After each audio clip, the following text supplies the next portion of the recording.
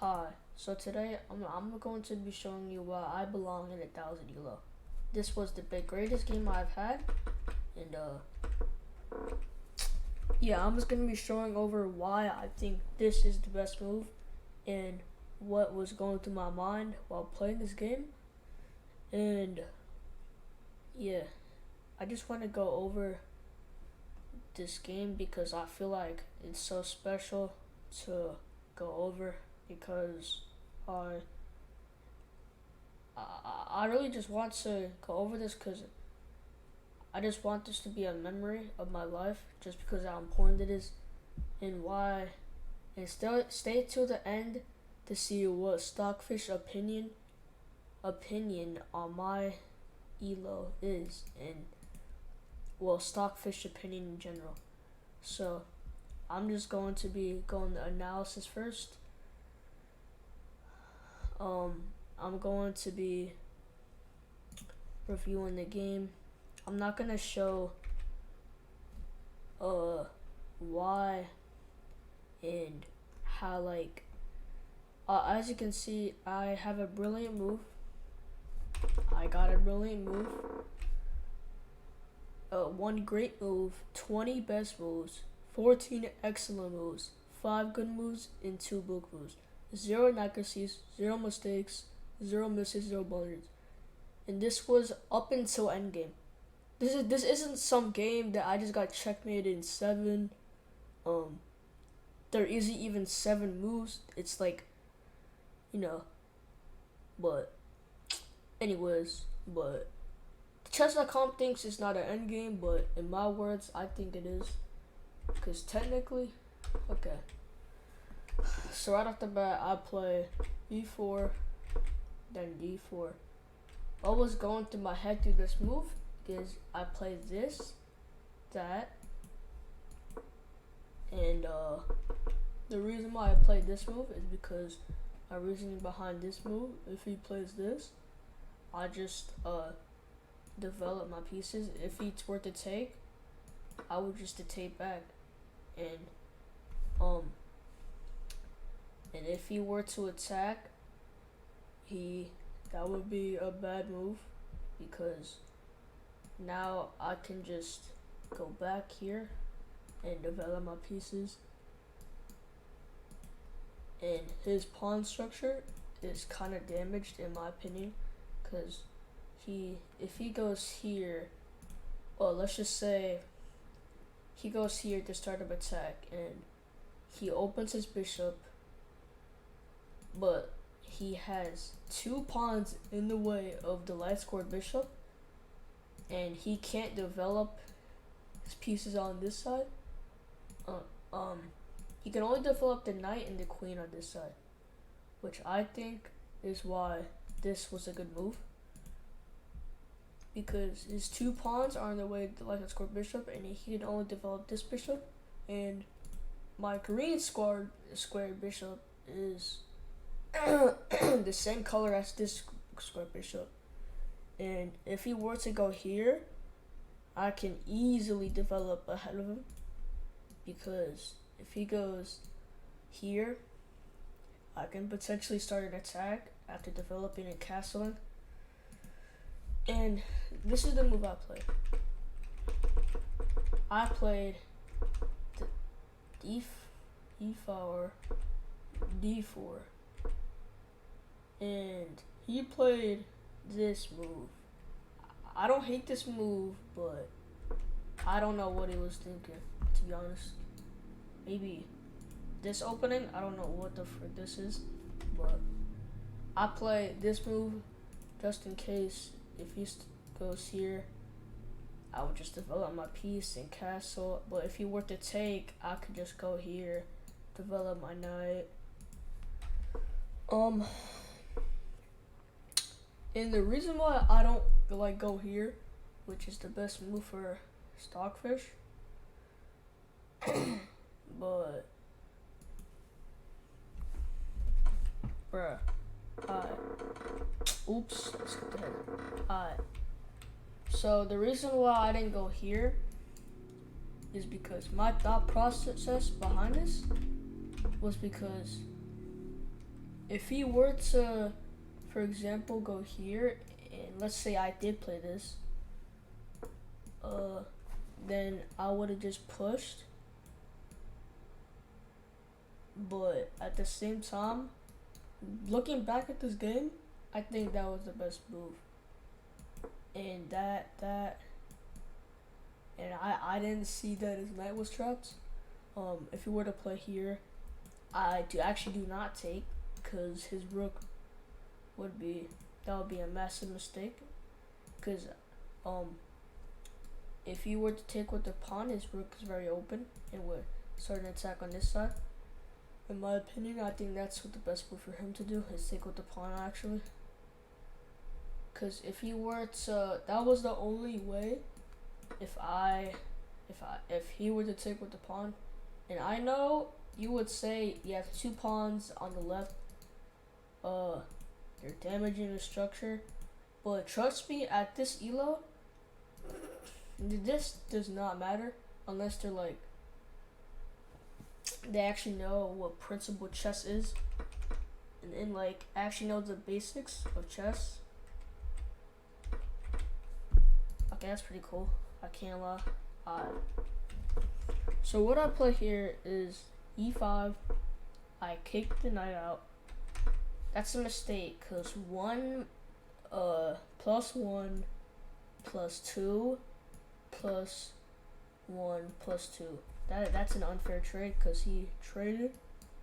The reason why I didn't take with the pawn is because, according to Stockfish, if you're up material, you need to trade more material if you're up. So the reason why I trade with the rook this instead of that is because that's the better move. Because if I'm up material, I also want to trade more material. And Stockfish says that the best move, because you can't just let this knight just take it and you double stack your pawns. It's better to trade than double stack your pawns, honestly. Like, I know I said that, do not double stack your pawns, but this opens up your rook. And if you're gonna double stack your pawns near a king or queen, that's gonna make it very open. And also, if you castle on this side, it's also gonna be worse, because our king is gonna be very open, like on this side. And it's gonna, the king is gonna be over here. No, here, I'm stupid. But, and then he can start an eventual attack. The light squared bishop can be here. And, yeah, I'll play bishop to d3. My idea behind this, my idea behind this is I would play knight. Wait, hold on. I would play d3, and I would go here because I saw that because I want to go for an attack once I'm done castling, because my king is very open, and if I were to attack when my king wasn't in safety, he can just pin the knight and I wouldn't be able to move. And that's my reason behind this. If I were to go here, let's say I didn't was there. Let's say I didn't put my, let's say earlier he played, instead of this, he played pins knight to king. I actually don't want to kick it away because he hasn't castled yet. Well, he wouldn't be able to castle here because the king is very open on this side. So, and this knight is gonna make me so I can later on show you the move, the brilliant move I played later on. Let's just say it was a brilliant move, but so my idea behind this, I would play knight. Okay, this is where my brain, why does it keep on skipping? Alright, so my thought process behind the move is because I play here, and when he moves the queen, I can fork the rook.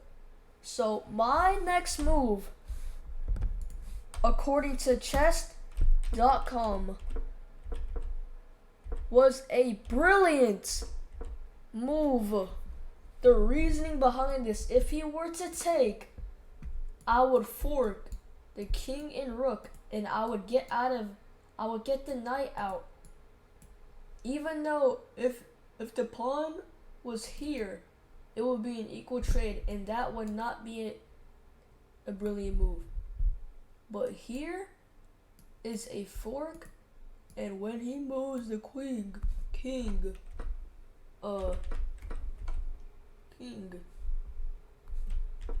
he goes here, I take the rook, and yeah, that is why it's a brilliant move. But he actually doesn't take here. What he does instead is he blocks with the bishop, but I actually take, because if he takes the king, I can try to get the queen out by sacrificing, yeah, so, wait, what did I say? So, a brilliant move, because if he were to take, I would fork the king and rook, but thank the lords he didn't see this, because the reason why that's an inaccuracy, because I had a fork. Like 99% of the people, even 100 elos can see that move. Like, what? And then I go for the fork, I take the rook, I go back, I trade bishops, I trade pawns, and then I get an extra pawn by taking with the queen. I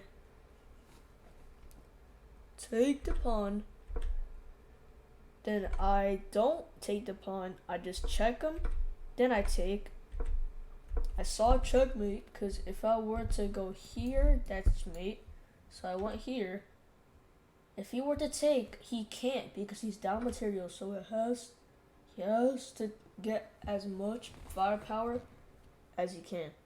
Also, when you're down material, make sure to not trade pieces if you're down material, because you need as much firepower as you can. I go here. My reasoning behind this is, if I were to go here, for example, and go here, and that's mate. If I were to go here, and here, and here, and here, that's mate. If the pawn didn't move, my bad. That's not mate, actually. That's not mate. Alright, so my reason behind this, why I played this, because I still want to defend this pawn. Let's make a random move. I want to defend this pawn, even if I'm going for another attack, because that also, and if I didn't do that, if for example I just went here, and then no, I just go here, and I go here, he can actually take. Because the first time, he thought I wouldn't notice the pawn hanging, but now he can just check, and if I go here, he's gonna repeat moves, and that's gonna end up being a draw. But if he takes the pawn, and I go here, that's mate at 1. Yeah, because that's mate. But luckily that's not what happened, because I played this move, which saved my life. Because if that's the best move, seriously, what? How was that the best move? Mate in 10? Okay. Apparently that is the best move. I don't know why, cause you end up losing a queen, and can someone like high level can explain why Stockfish thinks this move is the best? Like why? Okay, so okay, I saw this pawn was hitting, so I go rook to b3, which was the best move. I go here because my intention was to trade queens because I'm up material like that. And if you're up material, try to trade pieces. If not, try to look for any mates and use your material you have to work your way through a mate. Use your material. If you're up material, let's just say you're up 20 points, right? That sounds massively unreal, right? But you have like 2 pieces active. You're actually losing. Cause not it's better for your king and pieces to be wide open than not even your bishops or queen can be active. Like, bro, like it's better to have be down by a rook and 2 knights than to be up by a rook and 2 knights. But literally 3/4 of your pieces isn't activated. Like, unless you do activate them, which is gonna be a good thing. And that's the best move because I disagree with Stockfish, but I know Stockfish is like better than Magnus Carlsen because like he's the computer and like I should stop talking. So the reason why I think this is a bad move by Stockfish, I don't like that it's his best move because the best move should have been to because I'm gonna trade this queen and I'm up by 10 points. I know what you're saying. Oh, I'm gonna trade the queens anyway, but later on he didn't even look for counterplay. Like he saw this pawn was hanging and he didn't take it for some odd reason. I don't know why, but he was only defending his pieces. And that the reason why I played this move, because if he were, I didn't take this pawn because I try to attack the rook first, and if he were to go here, I would actually play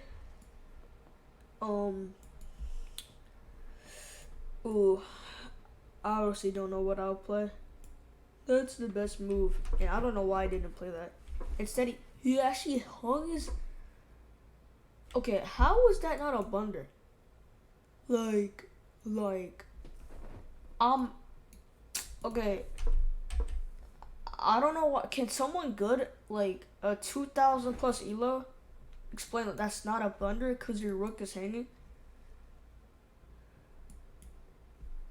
F8 is the best move. I agree with Stockfish. No, he just okay. I'm making to a queen, and mate and main one. That is my best chess game in my whole entire life. I sound like an NPC, but what?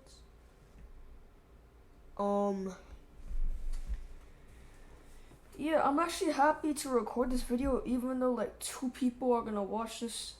Like maybe a couple of my parents or even like my friends, but I'm just happy to go over this game just to use my free game review on this one brilliant move I feel happy about. And if I go to Stockfish thinks I play like a 1,250. And my middle game was a brilliant. My opening was a great. And yeah. The reason why I think Stockfish is a little bit gaslighting, because once again, my opponent is literally 448. If I were to play against like 1,000 and it says I play like 1,000, the Stockfish is gonna stay. I play like 100 because Stockfish compares me to the way I play against other better people. Let's see how I play against Hikaru. I don't know if I spelled it wrong, but I may pronounce it wrong.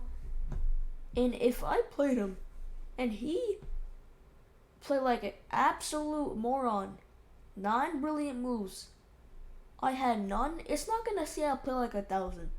It only says that because I play much better than the 600 Stockfish rating, which it says, but it just compares me to like the player I'm going against, if that makes sense. But I would appreciate the compliment Stockfish gave me.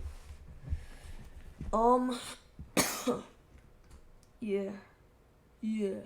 So yeah, that's my best chess game, and I hope that I actually get some recognition for this because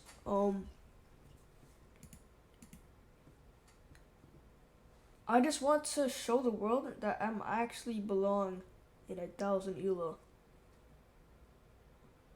Cause this game was my best game. Like, I can't explain like how good I feel right now. But anyways, peace.